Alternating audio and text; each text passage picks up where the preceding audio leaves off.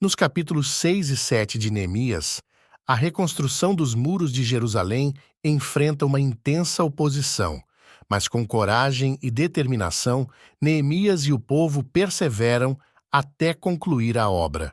Além disso, há um registro dos exilados que retornaram a Judá, mostrando o compromisso com a restauração do povo de Deus. Neemias, capítulo 6, versículos 1 a 4. Sambalate, Tobias e Gesem, inimigos de Neemias e da reconstrução, tentam atraí-lo para uma armadilha, convidando-o repetidamente para se encontrar com eles na planície de Ono. Neemias, percebendo que eles tinham más intenções, recusa seus convites 4 vezes, afirmando que está ocupado com a obra de reconstrução e que não pode interromper o trabalho para atender ao chamado. Versículos 5 a 9. Pela 5ª vez, Sambalate envia um de seus servos com uma carta aberta, na qual acusa Neemias de conspirar contra o rei persa e de querer se proclamar rei em Jerusalém. Ele insinua que Neemias está tentando rebelar-se e que os rumores logo chegarão aos ouvidos do rei. Neemias responde negando as acusações e ora a Deus, pedindo forças para continuar a obra.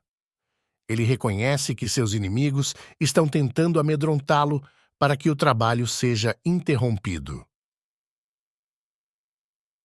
Versículos 10 a 14. Neemias encontra Semaías, um homem que se apresenta como profeta, e este sugere que Neemias se refugie no templo para escapar de uma tentativa de assassinato. No entanto, Neemias percebe que Semaías foi subornado pelos inimigos para fazê-lo agir com medo e desacreditar-se perante o povo.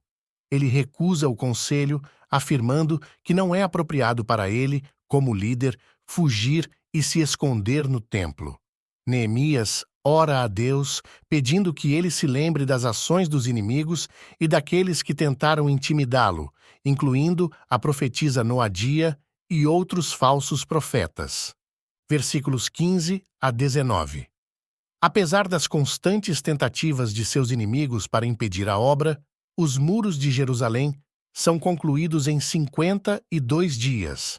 Esse feito impressiona todos os povos ao redor, pois percebem que o trabalho foi realizado com a ajuda de Deus. No entanto, Tobias continua a conspirar, mantendo uma rede de aliados dentro da própria Jerusalém. Muitos líderes judeus se correspondem com Tobias e ele, por sua vez, tenta intimidar Neemias com cartas, mesmo após a conclusão dos muros. Neemias, capítulo 7, versículos 1 a 3. Com os muros reconstruídos e as portas instaladas, Neemias nomeia guardas para proteger a cidade. Ele escolhe Hanani, seu irmão, e Hananias, comandante da cidadela, como responsáveis pela segurança de Jerusalém, pois eram homens tementes a Deus e de confiança. Neemias instrui que os portões de Jerusalém só sejam abertos após o sol estar alto e que guardas sejam posicionados em seus postos e diante de suas próprias casas, para garantir a segurança contínua da cidade. Versículos 4 a 5. Neemias observa que a cidade é ampla, mas há poucos habitantes e muitas casas ainda estão em ruínas. Então, Deus coloca em seu coração a ideia de reunir o povo, registrar suas genealogias e identificar os exilados que haviam retornado a Jerusalém. Ele encontra o livro dos registros dos primeiros que voltaram do exílio e começa a relatar os nomes e números daqueles que haviam retornado com Zorobabel, aproximadamente 80 anos antes. Versículos 6 a 65. O registro inclui as famílias e as cidades dos que retornaram juntamente com os sacerdotes, levitas, cantores, porteiros e netineus, servos do templo. Também são mencionados aqueles que não puderam provar sua linhagem israelita e alguns sacerdotes cuja genealogia não pôde ser confirmada.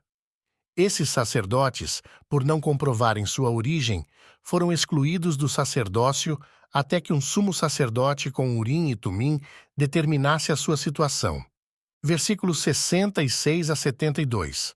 O total do povo que retornou foi de 42.360 pessoas, além de 7.337 servos e 245 cantores.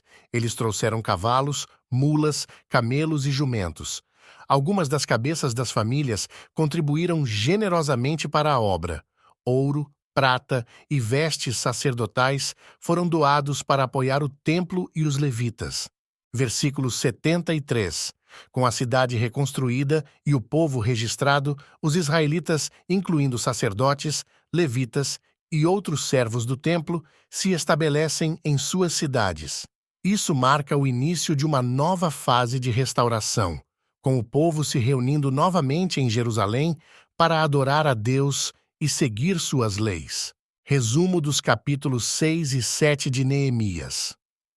Conclusão dos muros e oposição persistente. Capítulo 6. Apesar das repetidas tentativas de intimidação e conspiração dos inimigos, Neemias e o povo completam a reconstrução dos muros em 52 dias.